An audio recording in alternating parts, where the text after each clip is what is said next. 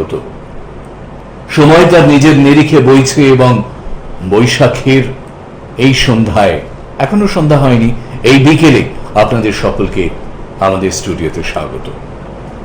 যে মানুষটিকে কেন্দ্র করে আমরা বারবার ব্ল্যাক ম্যাজিকের কথা বলি এবং তার উত্তরসূরিরা, পূর্বসূরিরাও মাঝে মাঝে বলেছেন যে তিনিই ব্ল্যাক ম্যাজিকের শেষ কথা, সেই শ্রী অশোক মহারাজ আজ সশরীরে হাজির আমাদের স্টুডিওতে এই লাইভ ফোন ইন অনুষ্ঠানে। আপনারা নিশ্চয়ই জানেন এই কোভিড পরিস্থিতিতে তার মধ্যেও তার কাছে যেরকম ভাবে মানুষ এসেছেন, তিনি সেই সূত্রে কারণেই আমাদের স্টুডিওতে এসে উপস্থিত হতে পারেননি। শুরু করেছিলেন জোর কদমে, মাসখানেক আগে আবার স্তব্ধ হয়েছিল তার আশা, কিন্তু আমরা আশা রাখি যে আজ আবার যখন তিনি শুরু করছেন তখন নিশ্চয়ই বেশ কয়েকদিনের পরে কয়েকটি অনুষ্ঠান আমরা লাইভ পেতে থাকব। ব্ল্যাক ম্যাজিক মানেই এক আশ্চর্য সমাপন অনেক অসুবিধার। ব্ল্যাক ম্যাজিক মানেই বিভিন্ন ধরনের ক্রিয়ার মধ্যে দিয়ে, উতারা ক্রিয়ার মধ্যে দিয়ে বিভিন্ন ধরনের ক্রিয়া, সেই ক্রিয়া মানুষকে তার জীবনকে আবার পুনরুদ্ধার করতে সাহায্য করেন। এবং সেই কারণেই যারা অন ক্যামেরা তাদের কথা আমাদেরকে তাদের বাইটসের মধ্যে দিয়ে বলেছেন, আমরা মহারাজের অনুষ্ঠানের ফাঁকে ফাঁকে আপনাদের সেগুলি দেখিয়ে থাকি। আজকেও তেমনই কয়েকজনকে আমরা তুলে আনবো, কিন্তু তার আগে সকলকে এই নতুন বৈশাখের সাদর আমন্ত্রণ। সকলে খুব ভালো আছেন এই বিশ্বাস নিয়ে সকলকে নমস্কার জানিয়ে মহারাজের কাছে যাব, যিনি ব্ল্যাক ম্যাজিক স্পেশালিস্ট হিসেবেই শুধু নন, মানুষের হৃদয় আসনে আসীন হয়েছেন। তার কারণ তিনিই প্রথম মিডিয়াতে বলেছিলেন তন্ত্র অদৃশ্য হলেও সত্যি।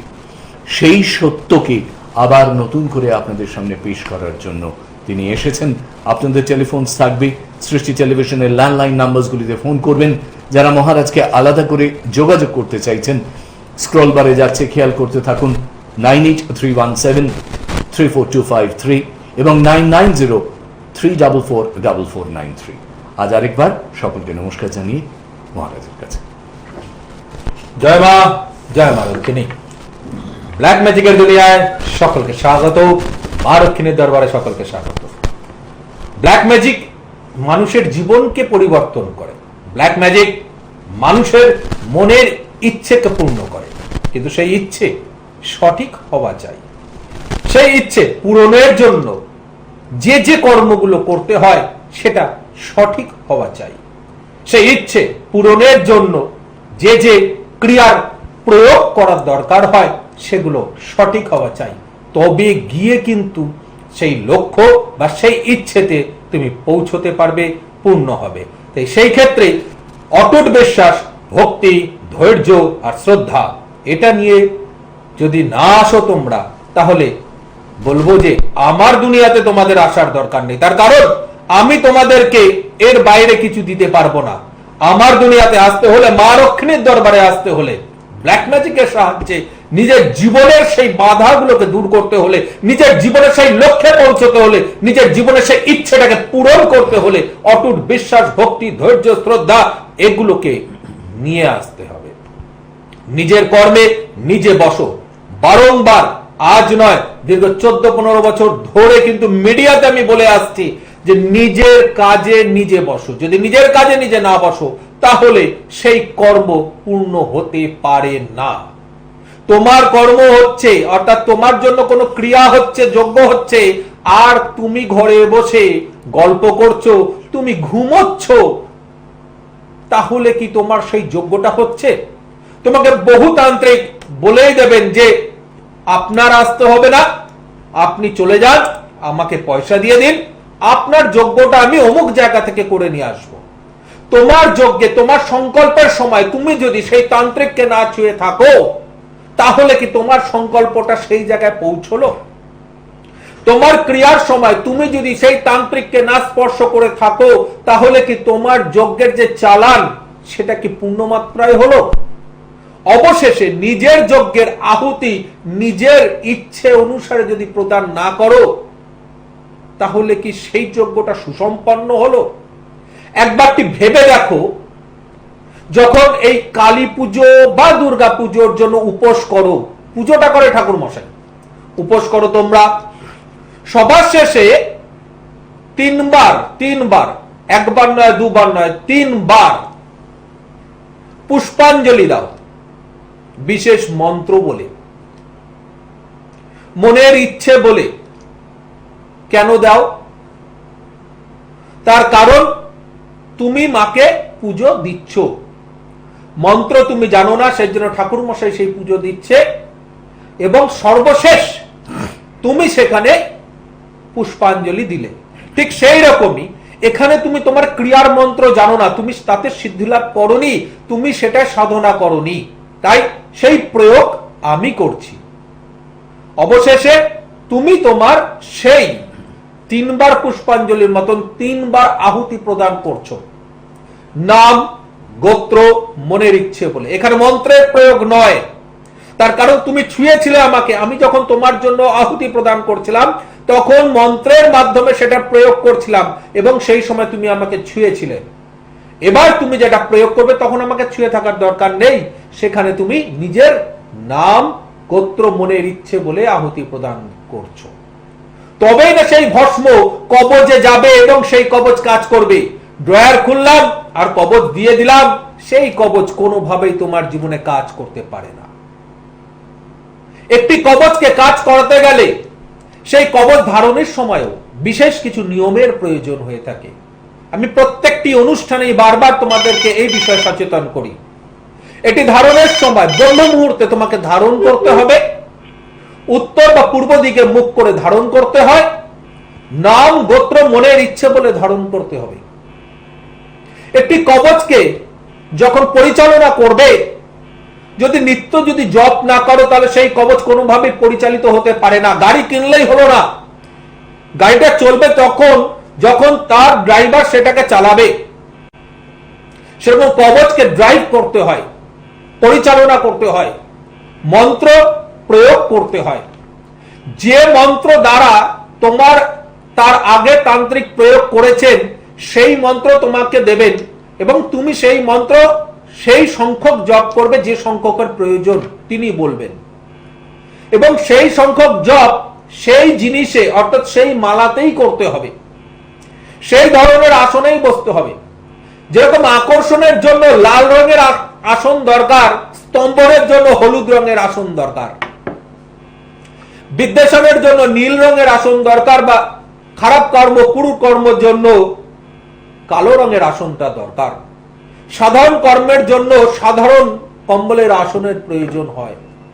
তো এই যে বর্ণের পরিবর্তন, এর সাথে সাথে কিন্তু তার মালারও পরিবর্তন হয়।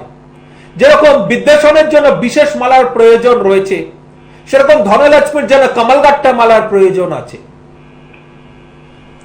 তো এই যে ক্রিয়াগুলো, সেই ক্রিয়াগুলো সঠিকভাবে হওয়ার পর কবচ ধারণ থাকে, এবং সেই কবচকে পরিচালনার জন্য সঠিকভাবে সঠিক মালায় মন্ত্র সঠিক সংখ্যায় জপ করতে হয়। এই ক্রিয়াগুলো যখন চলতে থাকবে, এই জপগুলো যখন চলতে থাকবে, তখন প্রত্যেকটি সময় বিশেষ তিথিতে বা প্রত্যেকটি অমাবস্যায় তোমার জন্য যোগ্য হবে। বিশেষ তিথি বারে তোমার জন্য শ্মশানে চিতার উপর যোগ্য হবে। বিশেষ তিথিতে বিশেষ সময় বিশেষ পক্ষে তুমি গিয়ে বিভিন্ন রকম আহার প্রদান করে আসবে অদৃশ্য শক্তিকে, ব্ল্যাক ম্যাজিকের যারা কাজ করে সেই অদৃশ্য শক্তিগুলোকে। তবেই না 100% সাফল্য তোমরা পাও। তোমার জীবনের যে ইচ্ছেটা, তবেই না সেটা গিয়ে পূর্ণ হয়। এত সহজে কোনো জিনিস পূর্ণ হয় না। যা তোমার ভাগ্যে লেখা আছে তা তোমার জন্যই লেখা আছে, তাকে পরিবর্তন করতে গেলে সেটা কিন্তু অনেক কষ্টের মাধ্যমেই আসে। এই একদিনের কবচ, রেডিমেড ক্রিয়া, এগুলোর মাধ্যমে কোনোদিনও কোনো কিছু হতে পারে না। একটি যজ্ঞ তারপরে কবচ হতে পারে না। একটি কবচ তৈরি করতে গেলে দুটি যজ্ঞের প্রয়োজন হয়, দুটি চালানের প্রয়োজন হয়, তারপর সেই কবচকে এগিয়ে নিয়ে যাওয়ার জন্য আরো 3টি যজ্ঞের প্রয়োজন হয়, আরো বিশেষ কিছু চালান আছে, সেই চালানগুলো দিয়ে দিতে হয়, তবে গিয়ে সেটা কাজ করা শুরু করে। আজকে তুমি রেডিমেড কিছু পড়ে নেবে, কাজ হবে না, এবং পরে গিয়ে ভাববে যে তন্ত্র সঠিক নয়। তুমি সঠিক নও, তুমি ভুল করেছো, তন্ত্র ভুল করেনি, কারণ তুমি ঠকবাজকে বেছেছো, তাই ঠকতে তোমায় হবে। একটা জিনিস মাথায় রাখবে, এই যে ব্ল্যাক ম্যাজিক, এটা আমার তৈরি জিনিস নয়, যুগ যুগ ধরে চলে আসছে। আজকে অশোক মহারাজ হাতে এই জিনিসটা নিয়ে বসে, আজকে সবাই বসা শুরু করছে। মিডিয়াতে যদি পুরনো ক্যাসেট থাকে কারুর কাছে, খুঁজে দেখে নাও, কালো কাপড় পরে খুঁজে পেতে না। মহারাজ কালো কাপড় পরা শুরু করলো, মহারাজের ফ্যান ফলোইং বাড়তে শুরু করলো, অশোক মহারাজ প্রচুর পরিমাণে কাজ পায়, ওনার এত টাকা খরচা, তবুও লোকে ওনার কাছেই কাজ করায়, সাফল্য পায়। তাহলে আমরাও কালো কাপড় পরে ফেলি, আমরাও নিজের নামের পিছনে ব্ল্যাক ম্যাজিক স্পেশালিস্ট লিখে ফেলি। আমি একটা জিনিসই বলবো, সবাই তো বলে যোগ্য, সবাই তো বলে চালান, আমি বলবো যে যোগ্যের নামগুলো বলো, আমি বলবো চালানের নামগুলো বলো। কোন চালান কি নামে পরিচিত, সেই চালান কি দিয়ে তৈরি করা হয়, কি প্রয়োগ করা হয়, দেখি ব্ল্যাক ম্যাজিক তোমরা কত শিখেছো। একটি ব্ল্যাক ম্যাজিক করানো কারোর দ্বারা এত সহজ নয়, কারণ এখানে খরচ আছে। আর যে খরচ তুমি করবে, এ অশোক মহারাজ বুক ঠুকে বলছে তোমাকে, তার বদলে তুমি সেই সাফল্যটা পাবে। আমার কাছে খরচ বেশি, আমার কাছে সাফল্যটাও বেশি। আমি তোমাকে সাফল্য দেবো গ্যারান্টি সহকারে, আমি তোমাকে সাফল্য দেবো যতক্ষণ না তুমি সাফল্য পাবে। প্রত্যেকটি কাজে তোমাকে উপস্থিত রেখে সেই সাফল্য তোমার হাতে তুলে দেবো। আমি যখন তোমাকে বলবো তুমি সাফল্য পেয়েছো, তখন তুমি বলবে হ্যাঁ হ্যাঁ এটা নয়। তুমি যখন বলবে সাফল্য পেয়েছো, তখন সেটা সাফল্য হবে। বহু তান্ত্রিক আছে, যখন তুমি ফোন করবে এ কাজ হচ্ছে না, তখন দেখবে ফোন ধরছে না। আমার কাছে কাজ হোক চাই না হোক, কবচ পড়া 10 দিন পর থেকে মাস্ট রিপোর্ট জমা করা, প্রত্যেক 10 দিন অন্তর অন্তর, যে তুমি কি রেজাল্ট পাচ্ছ। যেদিন তুমি আমায় বলবে যে আমি পুরো রেজাল্ট পেয়েছি, সেই দিন তোমার জন্য কাজ বন্ধ করা হয়, এটার গ্যারান্টি আমি দিই। নিজের কাজে নিজে বসার অনুরোধ বারংবার করি, সেরকম আমি নিজে বসে তোমাদের কাজ করি। কোন ঠাকুর মশাই এসে কাজ করে না আমার, কারণ আমার কাজ করার ক্ষমতা কারণ নেই। তাই কোন ঠাকুর মশাইয়ের ক্ষমতা তো নেই ভাই। এটা গ্যারান্টি দিয়ে আমি বলতে পারি, যতক্ষণ না তুমি রেজাল্ট পাবে ততক্ষণ পর্যন্ত দায়িত্ব আমার, আমি দায়িত্ব নিয়ে তোমাকে সেই রেজাল্ট দেবো। তাই যারা যারা আমার দুনিয়াতে মা রক্ষিণীর দরবারে আসতে চাও, ব্ল্যাক ম্যাজিকের প্রয়োগ করে নিজের জীবনে সেই সাফল্য নিতে চাও, তাদেরকে বলবো অটুট বিশ্বাস, ভক্তি, ধৈর্য আর শ্রদ্ধা নিয়ে আসবে। তোমার কাছে সময় নেই তো আমার কাছে তোমার জন্য সময় নেই। নিজের জন্য যার কাছে সময় নেই, তার জন্য আমার কাছে সময় নেই। তুমি এসে যদি আমাকে জিজ্ঞেস করো কদিনে রেজাল্ট পাবো, আমি বলবো পেপার দেখুন, মিনিটে দেয়, তাদের কাছে চলে যান। এই অশোক মহারাজের কাছে আসতে হবে না। তন্ত্রের কোন স্থানে লেখা নেই যে কদিনে তুমি রেজাল্ট পাবে। তন্ত্রের প্রত্যেকটি স্থানে লেখা আছে প্রয়োগ করতে থাকুন সঠিকভাবে, নিষ্ঠাভাবে, ভক্তি সহকারে, তবে গিয়েই রেজাল্ট পাবেন। আমি কখনো বলে দিতে পারি না তুমি 3 দিনে রেজাল্ট পেয়ে যাবে, তাহলে তো আমি ভগবান। ভাই দরকার নেই মা কালীর, দরকার নেই মা তারার, দরকার নেই ডামরের, দরকার নেই বেতালের, দরকার নেই ব্রহ্মদৈত্যের, দরকার নেই পীর পয়গম্বরের। আমি ভগবান হয়ে গেলাম। আমি সেই ভগবান নই। আমি প্রয়োগ জানি, গুরু আমায় শিখিয়েছে, বংশ পরম্পরায় আমি তন্ত্র শিখেছি, তার প্রয়োগ করি, নিষ্ঠা সহকারে করি, নিষ্ঠা সহকারে করিয়ে নি, তার বদলে রেজাল্ট তোমাদের হাতে তুলে দিই। যে রেজাল্ট তোমরা নিতে আসো মা লক্ষ্মীর দরবারে আমার কাছে। সকলকে আরেকবার স্বাগত। কে আছেন সঙ্গে অনেকক্ষণ অপেক্ষায়? নমস্কার। জয় মা লক্ষ্মী, জয় মা লক্ষ্মী। বলুন কে বলছেন? বলছিলাম কসবা রূপে থেকে বলছিলাম। কসবা থেকে বলছেন, কার সম্পর্কে জানবেন? আমি জানবো আমার ছোট বোনের সম্পর্কে, অন্তরা দাস রায়। অন্তরা দাস রায়? হ্যাঁ, Antara Das Roy. Date of birth? 14 ফেব্রুয়ারি 1996। 14 ফেব্রুয়ারি। কত? 14 ফেব্রুয়ারি? হ্যাঁ, 14 ফেব্রুয়ারি ভ্যালেন্টাইন ডে। হ্যাঁ, 1996। সময় রাত্রি 1:30, মানে 13 তারিখ রাত্রি 1:30। 1:30 AM। জন্মস্থান কলকাতা? কলকাতায়। ওর জন্মবার হচ্ছে মঙ্গলবার রাত্রি, বুধবার সকাল, তাই তো? বৃশ্চিক রাশি, বৃশ্চিক লগ্নের জ্যেষ্ঠা নক্ষত্রের দশমীর কৃষ্ণপক্ষ তিথিতে তোমার বোনের জন্ম হয়েছে। ওর গণ হচ্ছে দেবারি গণ, অর্থাৎ রাক্ষস গণ। দিন হিসেবে শুক্রবার, মাস হিসেবে আশ্বিন মাস, কিন্তু ওর জন্য শুভ নয়। ঠিক আছে? গত বেশ কিছু সময় যেরকম বাজে কাটিয়েছে, ওর ক্ষেত্রে কিন্তু আমি আগেই বলে দিই, সাকসেস সেই মাত্রায় আসবে না যে মাত্রায় তোমরা বা সে নিজে চেষ্টা করবে বা অপেক্ষা করে থাকবে, সেই মাত্রায় সাফল্য কিন্তু আসবে না। কোনো কাজ ওয়ান চান্স করে উঠতে পারবে না, কোনো কাজ ওয়ান চান্স করে উঠতে পারবে না। বন্ধু ভাগ্য ভালো নয়, চেনা পরিচিত বা বন্ধু ভাগ্য দ্বারা ক্ষতি হবার সম্ভাবনা পূর্ণ মাত্রায় রয়েছে।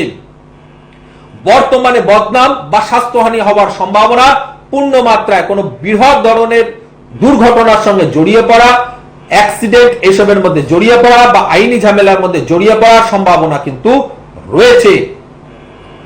আর তার সাথে সাথে যদি আমরা এই মুহূর্তে আমরা বিচার করি, তাহলে প্রাপ্তি যোগে পূর্ণ মাত্রায় বাধা থাকবে। এবং শনি যেহেতু বৃহস্পতির সঙ্গে রয়েছে, তাই কিছু কিছু সময় গুরুজনদের সঙ্গে মতবিরোধ দেখা দিতে পারে। কি জানতে চাইছো বলো? একদম যা যা বললেন ওরা সবটাই হচ্ছে।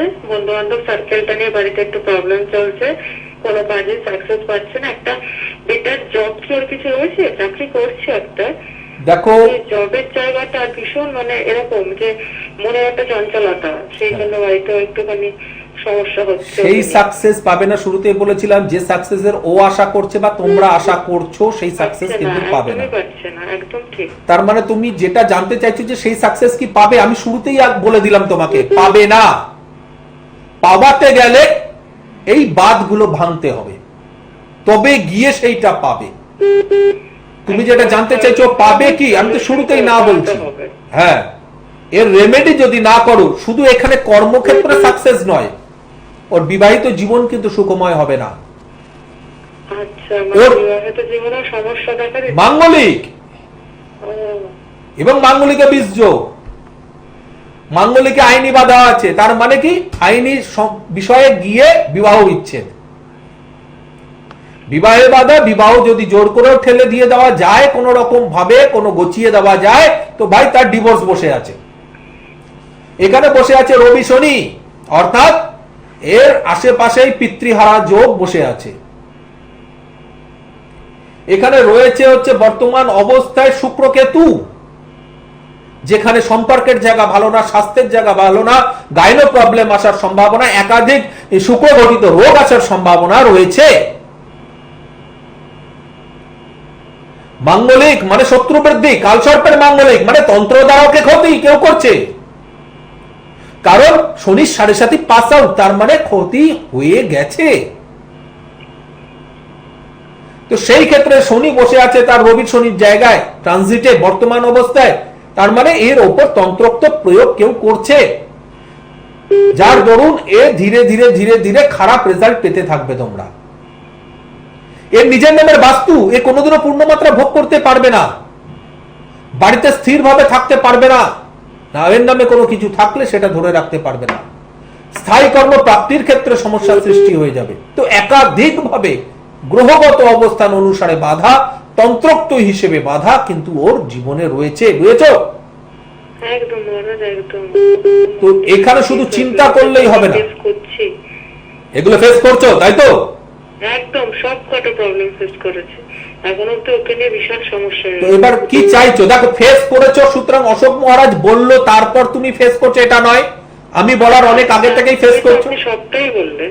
হ্যাঁ, তো এবার সেই ক্ষেত্রে তুমি একটা জিনিস আমাকে বলো যে তোমরা প্রতিকার কেন করাওনি?